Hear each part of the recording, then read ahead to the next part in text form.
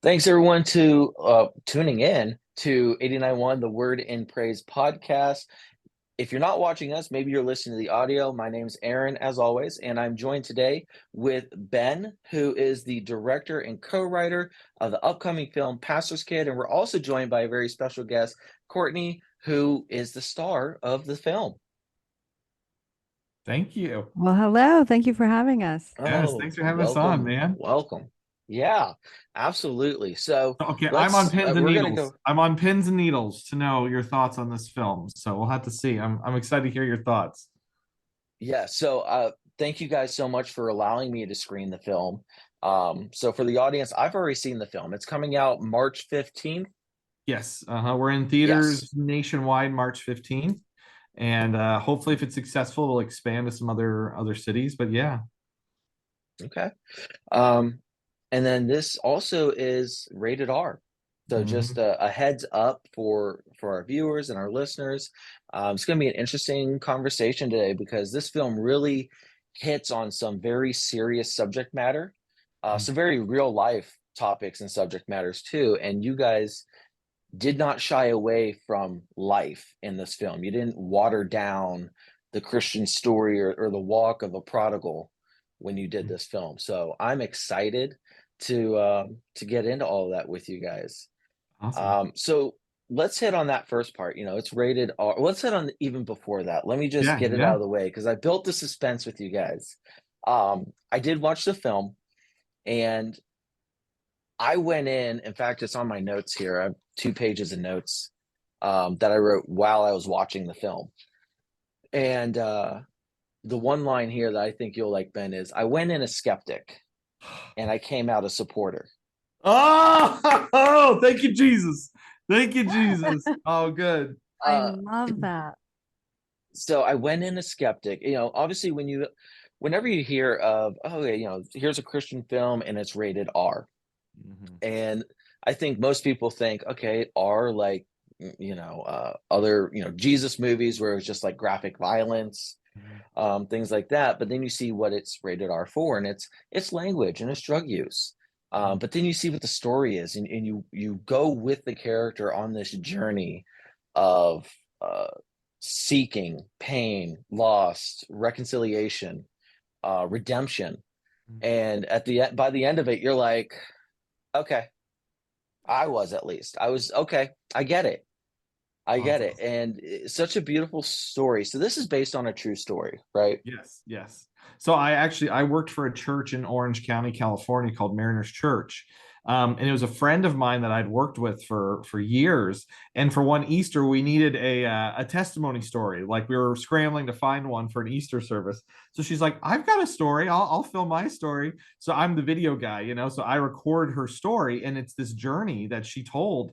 And the whole time, I'm like, I had no idea this was your story. I had no idea this is what you had went through.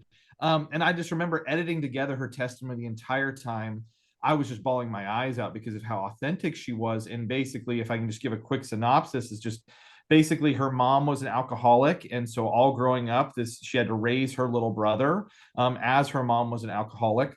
Her mom then gets clean, becomes a Christian, and then becomes an executive pastor at a church. So she's handling kind of the business and the finance side of a church. So now all of a sudden, this woman who was an alcoholic is now praised as being this amazing conversion story. All the while, her daughter, who was with her along the way, no one ever saw her pain. No one ever saw what she went through. And so she said, in her testimony, she's like, so I did everything I could to push my mom away. I did everything I could to push God away, and I did everything to push the church away. And she goes, that got me into partying and drug deals, like in college. And eventually I was kind of hit with, there are these two roads I can continue with my life. What am I going to do? And she said, and I'll spoil it a little bit, but she said basically God eventually showed up to her, and she's like, there is a God who sees me and knows me and loves me completely. So what else can I do than to just give everything to him? And so when she shared that story with us, I felt like it's one of these things that everyone's been hurt by a Christian in some way, shape, or form, or they have experiences they could pull from of a rude or mean Christian. If you've been a Christian long enough, you've either been you've left a church or you've been burnt by a church in some way. You've had these experiences, and so I think people can relate to that kind of hypocrisy of religion in some ways. The church is made of people. You're going to see hypocrisy in some ways because it's made of people. But also the beauty of a relationship with God, and how God, like the one verse I keep going back to is that God leaves the 99 for the one. And Mm, when making this film, I felt like if we tried to sanitize her story, we lost the fact that God stepped into that darkness for her. And not that Christian films can't be family friendly, or that we shouldn't have that side. But I also think there's this space of, there are these raw R-rated testimonies that if we told them in a real way, could just bridge gaps in places that we're missing right now, or can make people feel more seen and heard, than when we PG everything, if that makes sense. So, not saying that every Christian film should be R-rated, but I think there's space for that now. You know what I mean?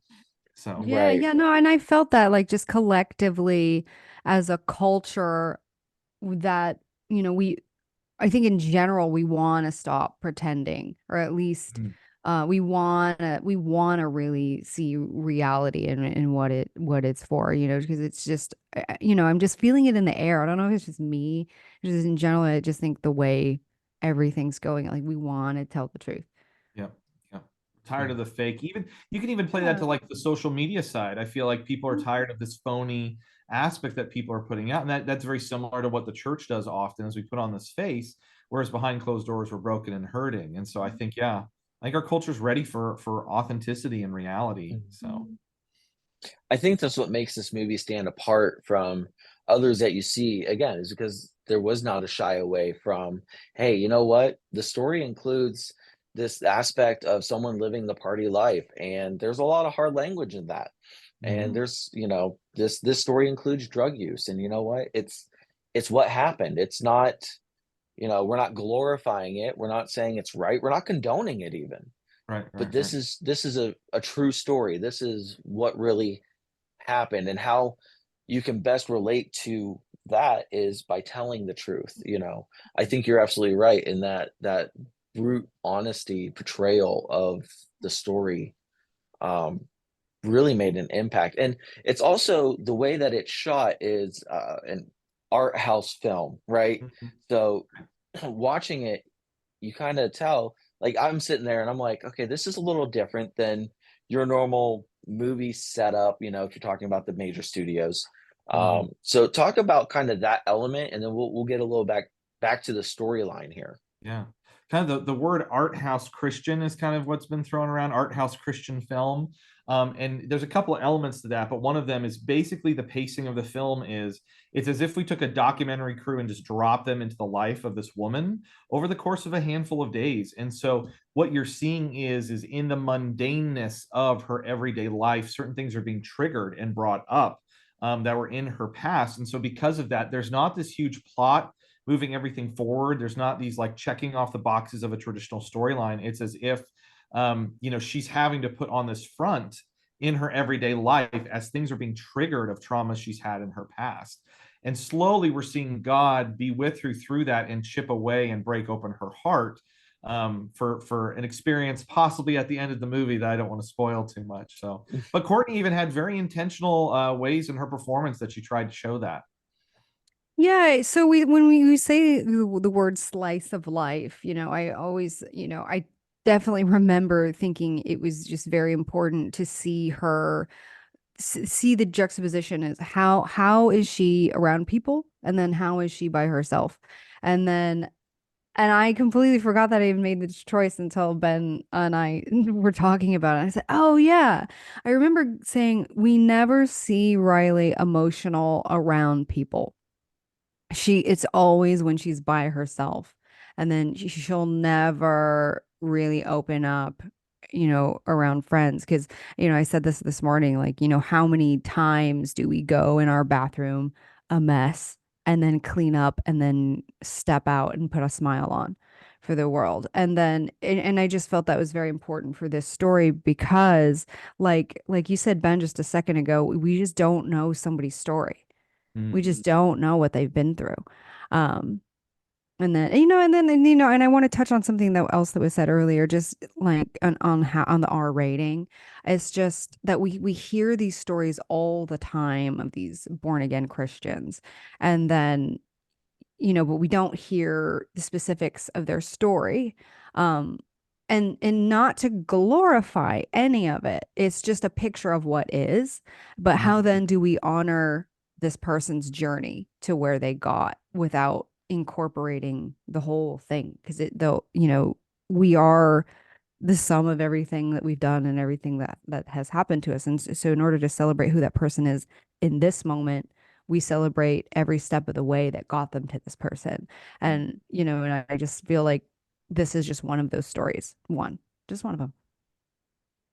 Yeah, and it kind of touches too on the fact that the Christian life itself is not a it's not a golden path of roses and daisies and smells good and no problems whatsoever, right? Right. There's struggles that they go on even post acceptance, and you know we talk when we go through this movie, and again, I'm trying not to give away spoilers, and it's so hard.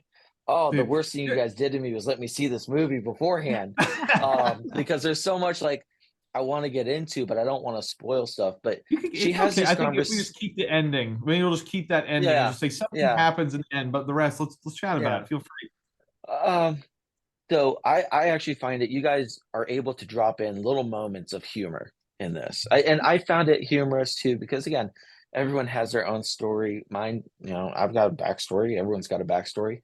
So when she has these moments where in her mind and it's being shown like he's right there, these Yeah. conversations with Jesus, Yeah. showing up in this, look, I'm not even the way that you're perceiving me. You realize, like, I sat there and I chuckled, of course, because it's funny, the whole honesty of I'm just this what you're making of me right now. Mhm. But just that she knows Jesus, like that just points right there. Like even in the darkness, even in her suffering and that sojourn and that long, seeking whatever it is she's seeking, getting it through partying and drugs. Jesus was still there, kind of convicting her mind throughout the movie, and Right. you see that played out. He's still Oh, trying. I love that. Yeah. And I think you even mentioned it too, Courtney, of this idea of like true love is this idea of that even when she is telling him to go away, even when she is saying in her mind, like, no joke, she tells Jesus to F off in this movie. Like, I Mhm. don't know if there's any, like, he literally sits down and she tells him those exact words.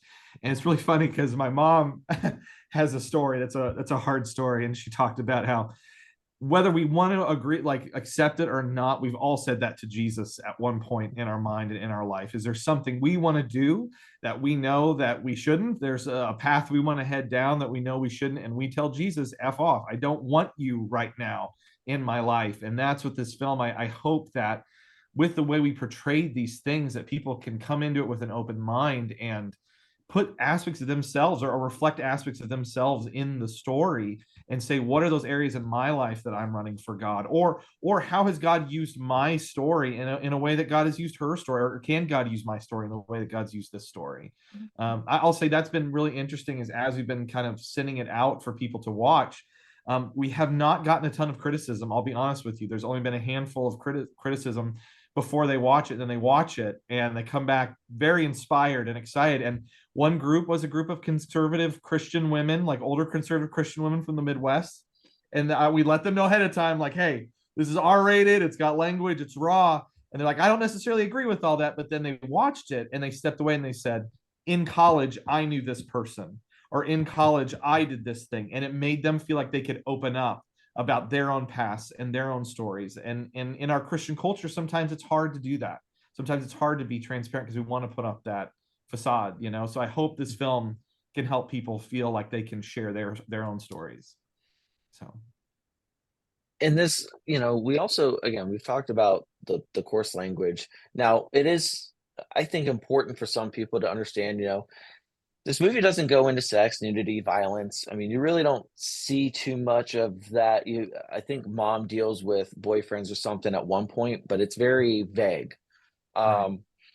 But I think there's a lot of, I watch it and I'm like, man, there's a lot of triggering sequences Yeah. that go through this movie. We're talking about at the very again, spoiler alert. You're fine. You're fine. You have GHB, Yeah. being used Yeah. at one point in the story.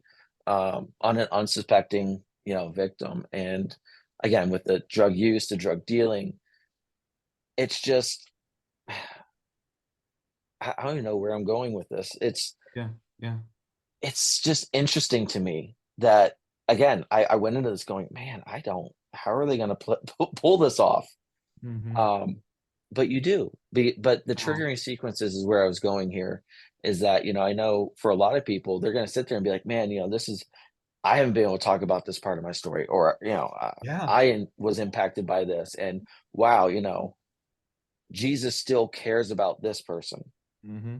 What 100%. you guys went into this telling someone else's story. What is the hope the that comes out of putting this out there? Well, I think, there's twofold. It's like I think that there's personal connection that I hope people can walk into it, and like we said, it's a day in the life of story. It's not a huge plot driven story. There are these moments of reflection throughout the film where it's honestly just like music montages to a certain degree. And my hope with that is that as you're experiencing that, you can also be analyzing what are things in your life that you need to give up, or you need to talk about, or you needed to let go, or give to God. And so I hope that is one aspect that can happen through this film. And I think that goes for both the Christian and the non-Christian. That goes for all sides of people, as I think this film touches on so many topics that I make a joke that I think the church lady and the heathen can go into this film together and have a beautiful conversation afterwards about their own experiences. And on the flip side of that, I hope that we're seeing in Christian media things like The Chosen and Jesus Revolution and Father Stew and some of these films, The Blind, that are kind of pushing towards more authenticity in their storytelling. And so I hope that we're kind of the next step as a faith film, saying not every film should be told in this R-rated style, but maybe there are some of those stories that we should look into of sharing kind of the truth around these stories. And Courtney, yeah, you take it too. I didn't mean to Yeah. say that. No, and I want to say, perhaps my hope, if it's even if it's very small, is that I just think in our world, it's just so hard to be our full self. And, just to own everything we've been through, everything we've thought, because we carry so much with us. We carry so much shame and guilt and all that. But I think it's important to own and celebrate those too. Mm, And so even if somebody leaves this inspired and saying, "Hey, all of these things are inside of me. I'm still lovable. I'm still mm, worthy of being here as mm, I am today." mm, Just because we see God and Jesus show up for this person before and during. mm, It's not I get righteous and then I'm only then am I worthy of being here, of being accepted. It's no, like right mm. now. And then that's my hope. I mean, just for this movie and beyond. And I want to, Courtney, kind of ask you a couple questions because just a little background about how you came to be part of the film, and what your journey has been like as you got the script and you learned this character and became this character. Ooh, I hate, yeah, other than auditioning and getting the part, I feel like the journey really started after signing on and really talking and collaborating with Ben from the ground up about what is this movie, what is it gonna be, what are his intentions, and then Ben, I forgot that weekly we would have at least an hour Mhm. conversation. I would pour over the script. I would go and do my thing and break it down, think about all these things, and then come up with all of these questions. And then that's one thing I'm so grateful for you, Ben, is you were just always such an open book that I could come to you with these questions. I could even challenge some things.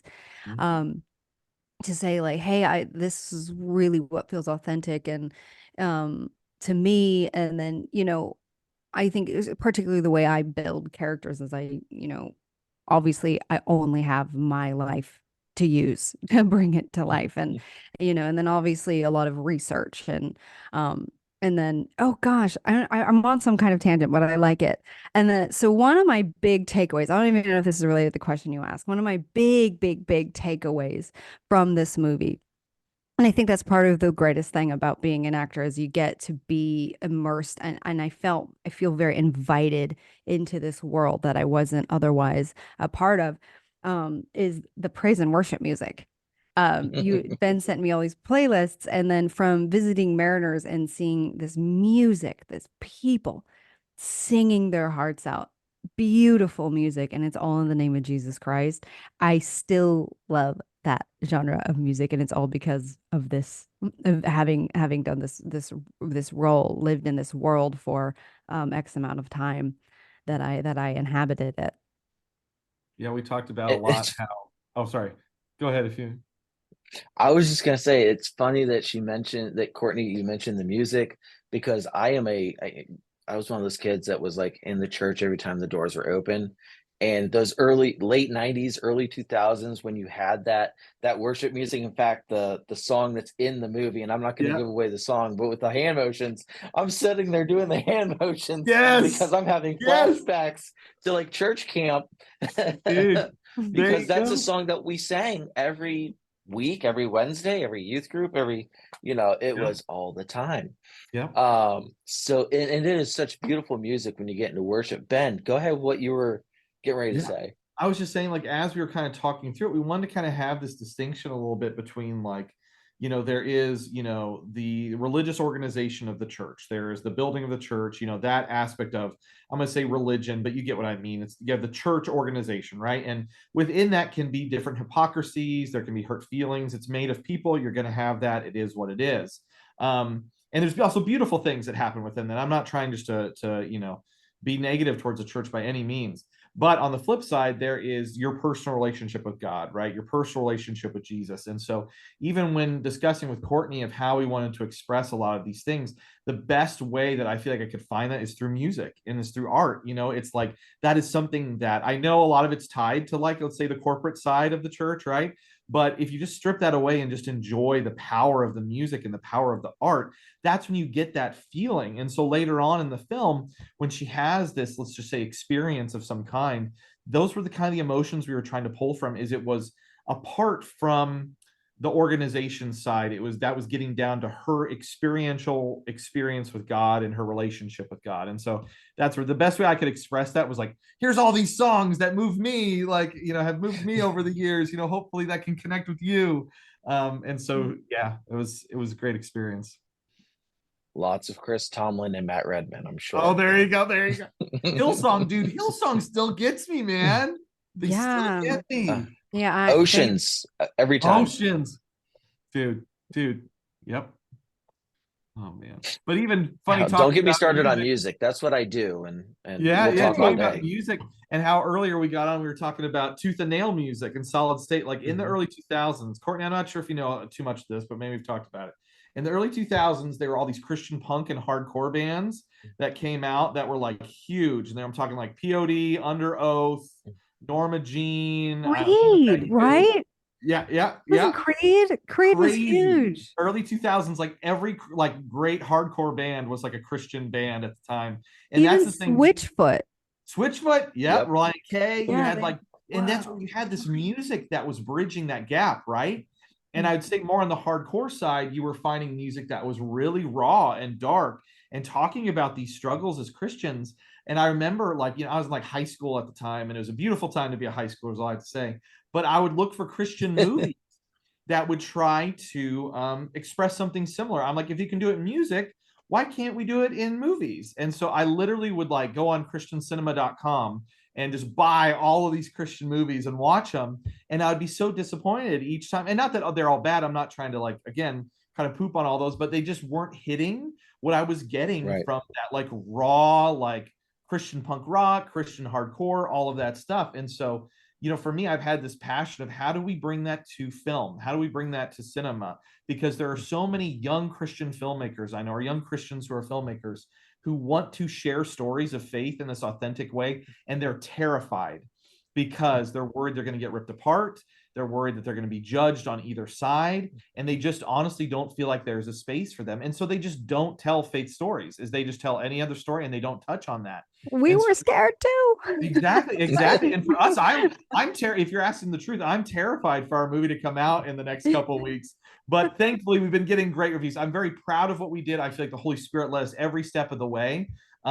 But yeah, I mean, my mom is inviting all of her church ladies to come to the screening in Indiana, and she's let them know what it is. And I'm just like, Lord, help their hearts to be prepared for what this movie is, because it's different than what I think has come in the past. So and it hits in a way where it again, we talk about that struggle and the reality of it, but it hits in a way where it's not overpowering, it's not overbearing of there's a lot of emotion, but it's not an overbearing, or I want to say off-putting almost oh, good. Yeah. way.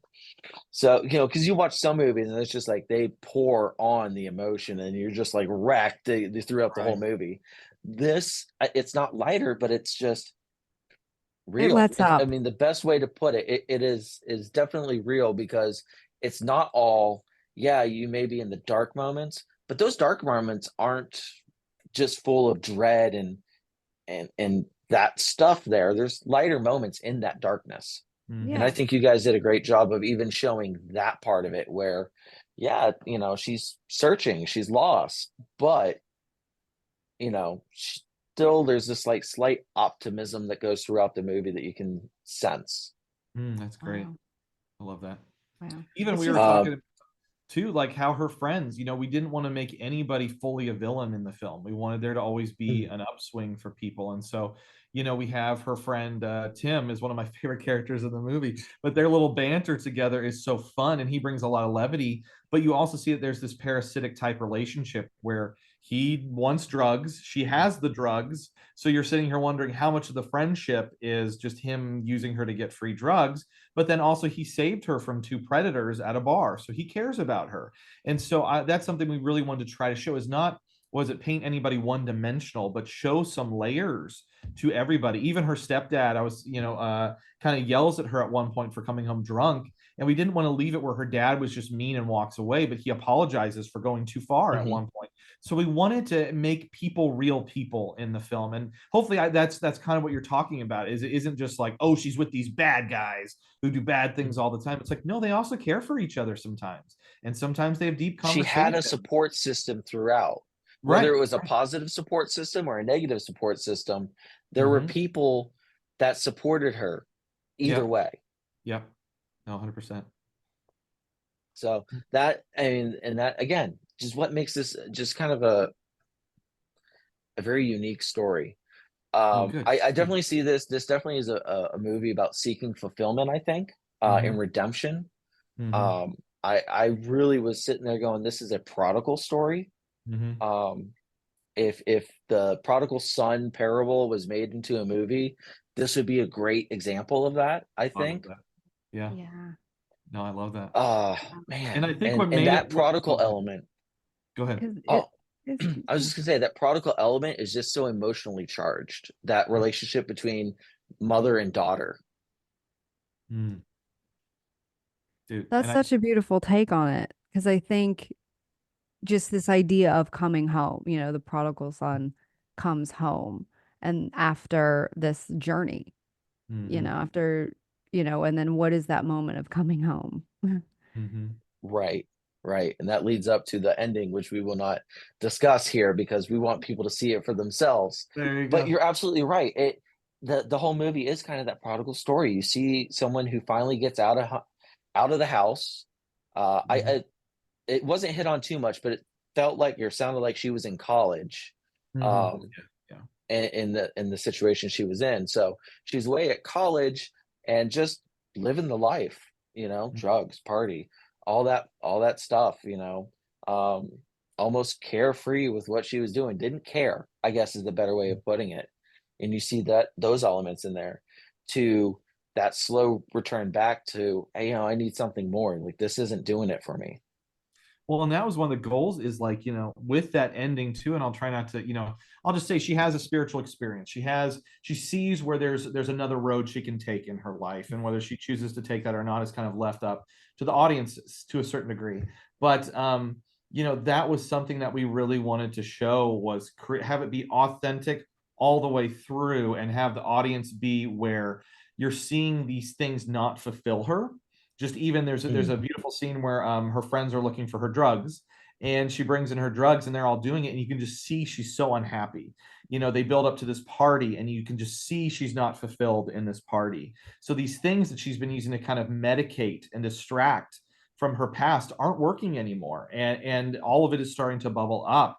And so for us, it got to this point where I really wanted the audience to sit here, whether you're a Christian or not, and say, I don't want to see this character go back to this life, because there's nothing for her in this life. So I don't care if it's God, if it's going to AA, or celebrate recovery, or whatever it is. I don't want to see this character go back towards this life, so that anyone who sits in the theater and watches that could hopefully be excited and celebrate, and hope that she makes a different choice than what she's been making. I think often in Christian content, we assume that everybody watching it thinks that becoming a Christian is a good thing, or they think that having that belief is a good thing, and so we don't earn it. And I often in our faith stories, because we're kind of speaking to ourselves. And so with this film, I really wanted to make sure we earned whatever decision she makes at the end. I'll put it that way. So Decision or not. Or not. Oh, dun, dun, dun. Yes, good job. But Or honestly, not. I'll shoot this over to Courtney. Is I think a big aspect of that was all of the actors we kind of met, and we were going to go over the script, but we sat down for a few hours, and we honestly all just shared our Christian experiences growing up, or our religious experiences, wherever anyone came from. We talked about the pros and the cons of what we had felt. We talked about where we are now, and everybody's in a different place. And then we talked about the goal of the film was, at the end of the testimony I filmed, the character, the real life story said, I felt fully seen, fully known, and fully loved. And I was like, that's where we want to get to. And so our actors on set, man, you guys were just they were all spiritually open. There was no ego. And Courtney, you can speak to that to a certain degree, but there's that couch scene where a worship song may be played.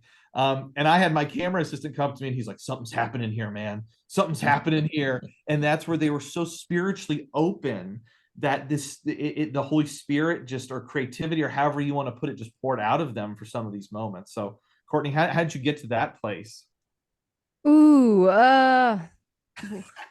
see, that's so funny. People ask me that. And then, so you do all this prep work, and you do all this homework, and then you think so much about the character and the story, and, what we're all doing here, this, what's the big idea of this whole movie? And I think all that, but then moments before the camera roll, you have to let it all go. And for the lack of a better phrase, say a prayer.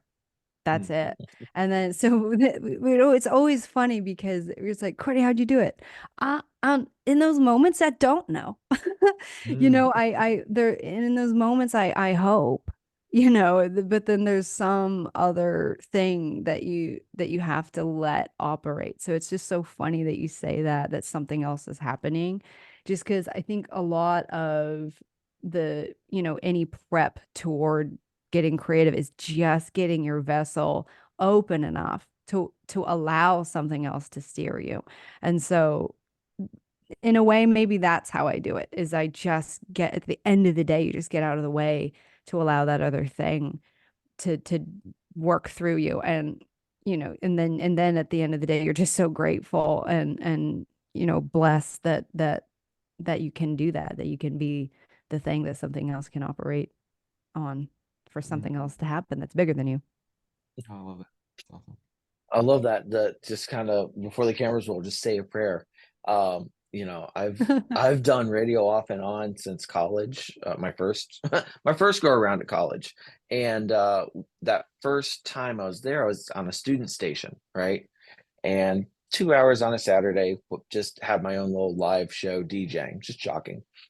And one of the interesting things I learned over that semester was the Saturdays I went in, and maybe I was running behind, maybe I was just busy, I just ran in and was just fumbling around with everything. It was a wreck. It was just the whole 2 hours was just, there was mistakes, there was hot mics left on. It was bad.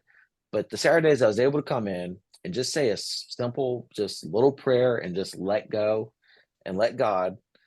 Those were some of the best, smoothest shows that I had, and it showed through because I think that's a huge takeaway too. Is when you let the Spirit just kind of flow, when you let God in and say, "Hey, I give up control. Here you go."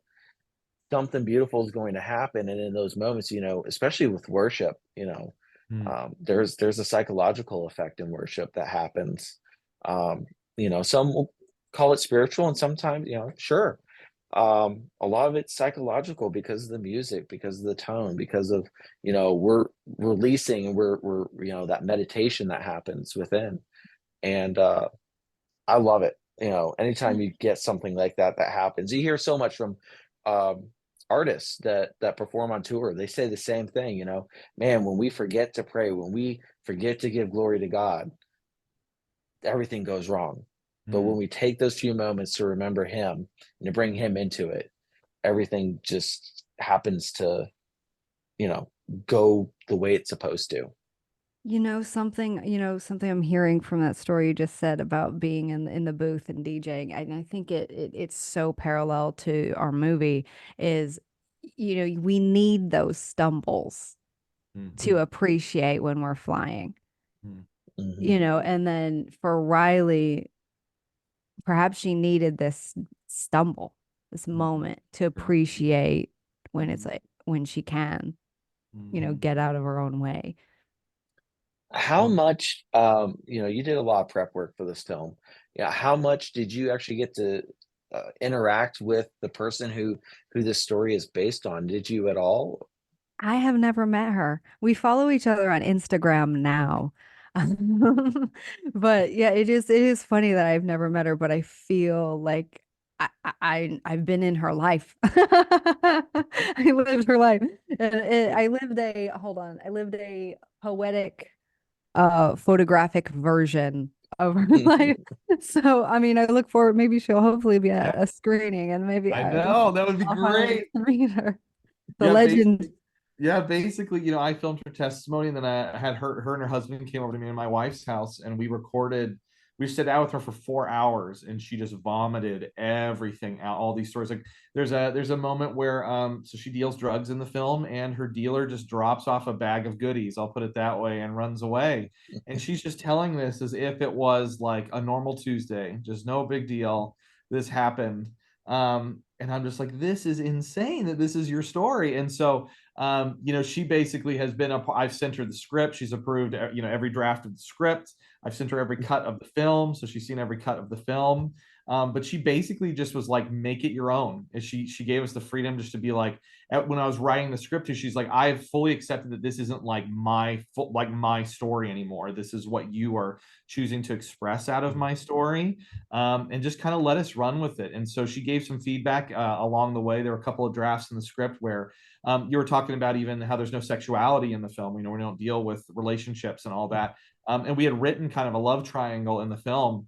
And she honestly hadn't called us out on many things, but that was the one time she was like, this would never have happened. So if we could just she's like, you can keep it in if you want, but just know that that's not the honest version of my story. And so if you watch the film, there's a character Lance in the film that they kind of have this couch scene that's a little bit intimate, not in a relationship way, but that was meant to kind of lead into a romantic way in the film. And she just said, please, she's like, she didn't say, please take it out, but she was just like, that isn't honest. And so we took that out, and she agreed that she's like, I would have had this deep conversation with a friend, and this feels more authentic to who I was and what I went through. And so yeah, she's just kind of let us run with it and been totally cool with every step of the way. And what we tried to do so it still feels honest, because obviously you're compacting all of this time into a 90-minute movie. Like for instance, the big party that they throw in the film in college, she threw a big party in high school. So then she had gotten the drugs in college, and we're like, oh, that leads naturally up to, we've got a bag of drugs, that'll lead naturally to them throwing a big party. And so then taking some of her friends and compacting them a little bit. But through that 4-hour session, I can honestly say every scene we can point back to one of her stories, Mhm. that would make it honest, because I didn't want to manufacture stuff for it. If it's like, if we're going to be honest, we need to be honest all the way through. So I certainly think that's going to work in your favor too. By the fact that you did keep it honest, it flows through. And again, having watched it myself, I I have no problem with the fact that the love triangle got cut, Good. because that moment that we talk about on the couch, was so almost pure. In the middle of this Right. mess, you have this beautiful moment of unintended worship, of unintended, oh, God's all right, you let me in, here I am. You Hmm. know, the tagline that we have is, "You're never too far that God won't chase you." Hmm. Where did that come from? Because I love that quote. Honestly, I had to make a new trailer, and so I dropped that in there because I wanted to express it to people that that's what this story is about. And a big thing is, even with us making it R-rated, the goal is not to make a quote unquote edgy Christian film. That's what sometimes people try to put us in that box or see it as, like we're trying to use the R rating as like a selling tactic, when like we've gotten, like, it would have been easier for us to sell this film as a PG-13. The R rating is something we had to fight for every step of the way to keep it that way. And so that, I felt like that tagline really hopefully sets people up to know we're going to go to some dark places. But those dark places, the whole point isn't to say, oh, we're these cool kids using the F word in our Christian movie. It's saying God will step into the darkness for you. You're never too far that God won't chase you into that. So, Yeah, yeah. no, and then I've mentioned this. It's there's a way there's a really thin line between provocative and shock value. Mm, And Mhm. just doing edgy things to do them because we're some sort of adolescent rebellion. And then that, I don't think that's, the level of art that we're trying to do, yeah. because I Yeah. feel like I always say that to be provocative means to actually get people to think in a productive way. And does that mean sometimes pushing some boundaries? Does that mean sometimes pushing ourselves into discomfort and other people watching it into some discomfort? Yeah, because if it starts a productive conversation, that's what I think it means to be provocative or edgy, for the lack of better word. I mean, edgy meaning push the edge, you know, to really In accomplish this something. film, I agree with you guys. Like, I wouldn't even call this edgy. You guys, I don't think, tried to push the boundaries. You guys portrayed real life. I think pushing the boundaries would be, hey, this is something that's questionable for Christians, but we're going to try to make it okay. That wasn't done here at all. You guys are portraying real life and showing a conversion story, or a possible conversion story. Again, we'll leave it to the audience. Um, but I agree absolutely. Like, this is not an edgy film. Yes, there's reality in it, and yes, there's coarse language throughout, and yes, there's drugs. But Mhm. we live in the real world. We're Christians that live in the real world. And I think this movie is, certainly not just for those who are church. I think this is in my notes too somewhere if I took a second to look. This movie's not, it's for the church and the unchurched. But I really think the people who are unchurched, or the people who are lost or struggling or having already been hurt by religion, or judgmental people in the church, like, excuse me, I've been impacted by things like that, and I could certainly see where someone who has that free, supposition about the church being just full of judgmental people who will never accept them, going, God is going to accept you no matter what, and the right people are going to be brought into your life. I think this movie is really going to hit home with a lot of people who are struggling. Mm. Well, and that's the thing, is the big phrase right now on social media, the whole deconstruction movement. You have a lot of people deconstructing from the faith and sharing those stories. You even have a lot of, like, a lot of those tooth and nail bands we're talking about, back in the day, or you see worship leaders or different people come out and deconstruct from these things. And that's where it's like, I hope also our film can let those people feel seen and heard, and sit here and say, we understand where you're coming from. We understand why you're feeling this way, why you've gone through this process, but you don't need to throw the baby out with the bathwater. You can still pursue a relationship with Jesus, or still pursue a relationship with God.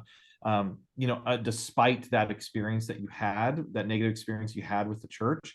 And I think we're seeing this beauty of, and I think Courtney, this even goes with the authenticity thing you were talking about earlier as a culture, is I think you're seeing people step away and go into college, maybe become more atheistic in their thinking for a season. And then they hit their mid-20s or 30s and they start to open themselves up to spirituality again. They believe there's more than just what is seen. And so if we can be a film that helps them open that up again quicker or explore that, I think that can be powerful all around. So Yeah, and there's something that you just said. I mean, that we've just all we've done is we've taken a picture of reality. And then been asking this question. I mean, is taking a picture of something its glorification? I don't know. I don't think so. Just because here's another thing I've been saying is that I think the Christian community is hungry, or this was at least our hypothesis, and we were hoping for this, is hungry for something like this, or for something a little bit more real, because it's just hard with social media. Reality's there. It's harder. It's becoming more difficult to hang on to this idea of perfection. And then more and more, I think, as a culture, and even in the Christian community itself, it's like we're even questioning, why are we hanging on to this idea of perfection? Why are we doing this to ourselves? And then I've always said this about, I just feel like the Christian community is so beautiful. Just this belief system, it just empowers people to just go and do the most beautiful things, the most beautiful selfless things. And I ultimately think this movie is a celebration of that. And but also saying, how can we be better? How can we do this better? How can we evolve and grow?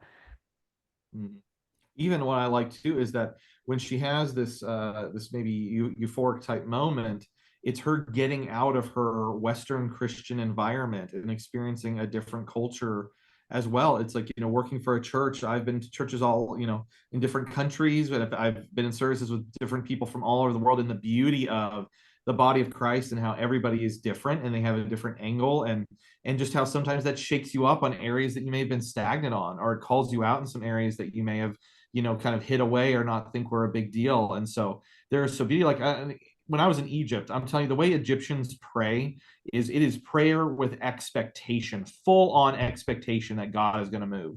And then I think about my kind of lazy prayers where I'm just like, Lord, help me not get a parking spot at this restaurant. You know what I mean? Which is like, it's not going to happen. And so that was something that I loved about this story, is that in reality, she had to get out of that environment she was in, both the negative drug environment and kind of the hypocritical, what she viewed as hypocritical religious environment, in America, in the Western church. And she goes to a different culture. And that's when her heart starts to even open up more to this idea: is God moving in my life? Is he calling me to something else? So Yeah, I mean, the big, and again, I have a couple pages of notes, but I put it in bold even on this, and it basically at the bottom there it says, "Does it glorify God?" Is something that I wrote down as I typed up my notes, because Lord knows we can't read my handwriting. So I typed them up, and when I got to that one, because I wrote it out separately from everything else as I watched the film, and that was all right, we have all of this, and it goes back to a lot of the points that we've made throughout this conversation, but it's like, does it glorify God? If that's what this story's doing, what do I care about the language? What do I care about the drug use? We care because it's the true story. But if it's all to the end of glorifying God, I think that is a much greater purpose in, telling these types of stories. We also we're talking about the language, and trying not to be it wasn't gratuitous what you said, but we were talking about being provocative and getting people to think, but that shock value. I think when I hear shock value, I always think of shock comics, oh which yeah, is yeah. a term that, from the talking early 2000s, we had quite a few shock comics come up, and their whole thing was, I'm going to say something so ridiculous and so offensive that people are going to laugh or people are going to pay attention to me, either or. And this is opposite of that completely. You know, we're not doing it for the sake of doing it. We're doing it to tell the story, and that story brings us to one of the other single lines that I wrote down, and that was hope. Mm. You know, throughout. I mean, even I think it was the beginning of the movie.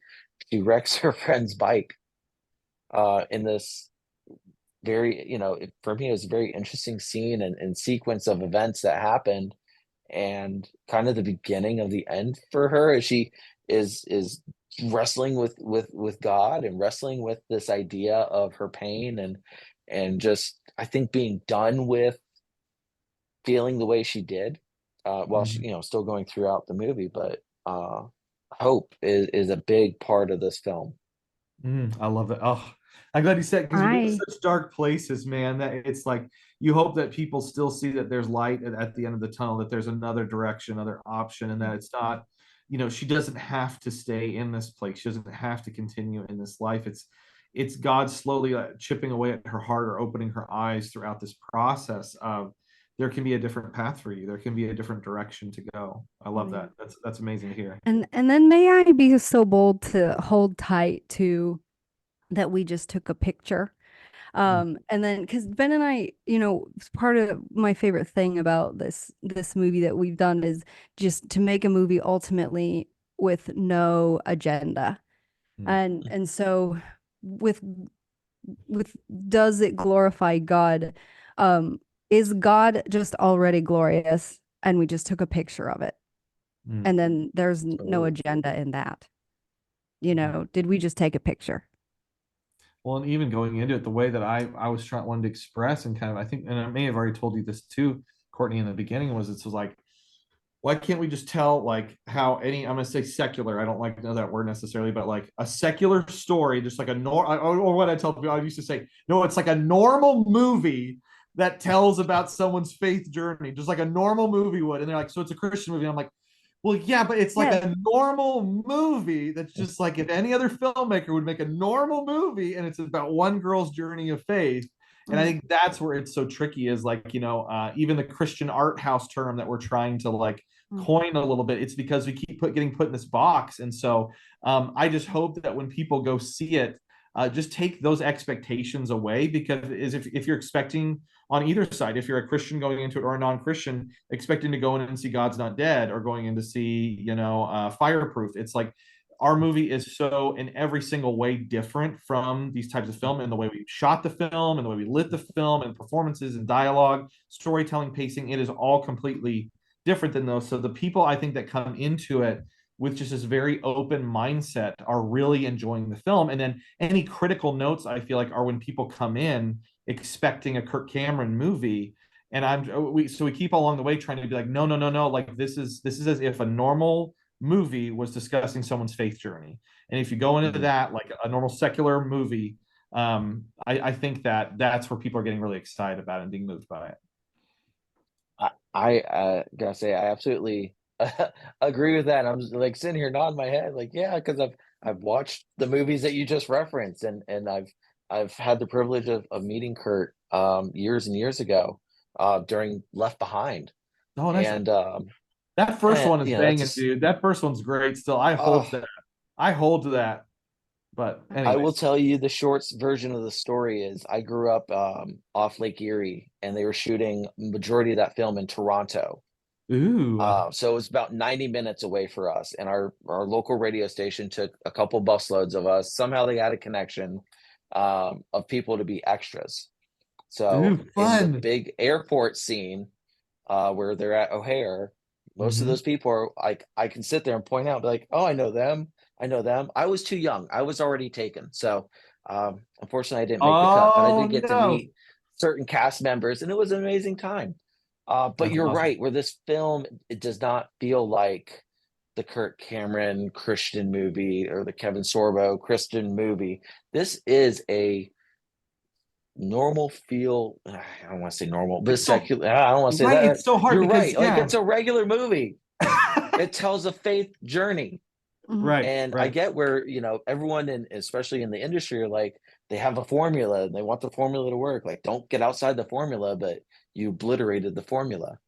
It's Well, not that's how it's honest. spelled. Yeah. Yeah, we honestly, and I met with some Christian producers. We've met with quite a few in the industry. And I don't want to rag on people too much, but because everyone is called to do their own thing, and I completely understand that. We're coming out with something that's completely out of left field for what they do, and I completely get that. But what got me was we met with one, and they were like, "You need to have a book that you sell with it." And you need to have this thing that you sell with it, and you need to have this thing that you do with it, and this movement behind it. And I was like, I just don't feel called to do that. I feel like our goal is how Courtney will say it's one person's faith journey.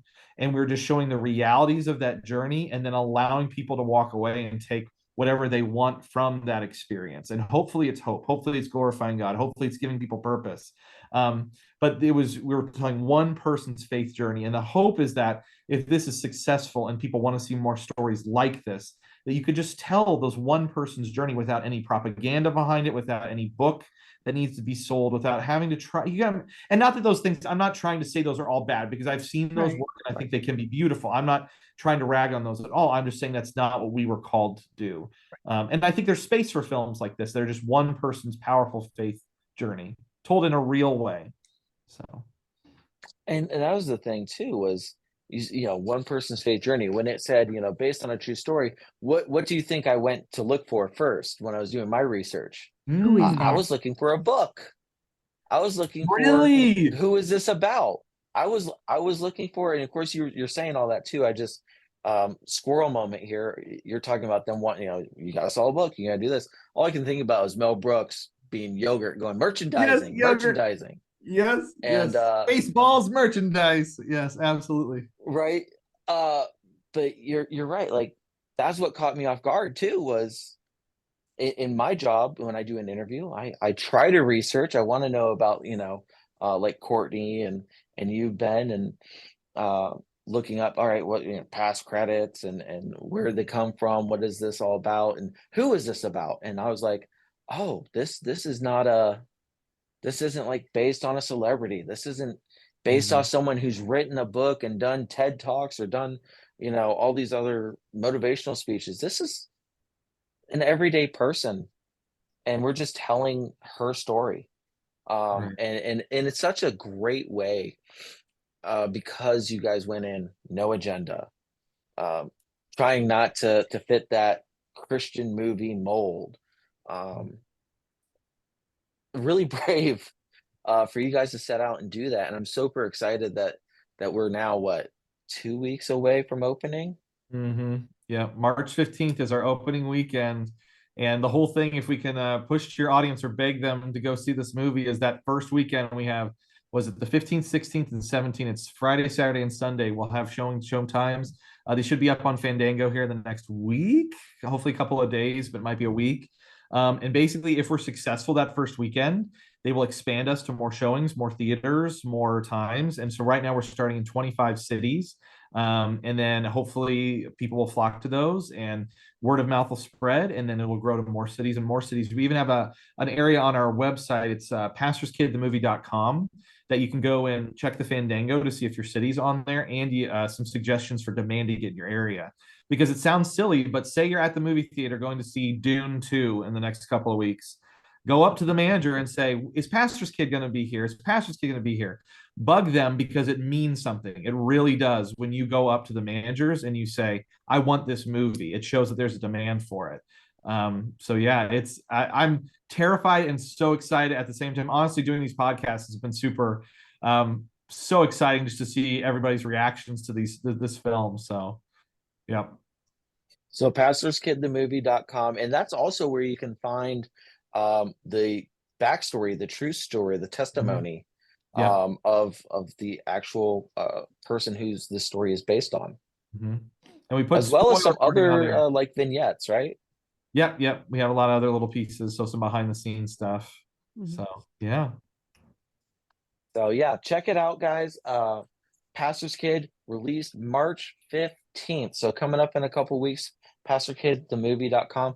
Ben, Courtney, thank you guys so much for joining me here on the Word and Praise Oh, thank you podcast. for I having me. really appreciate it. Hopefully we get a chance to talk again.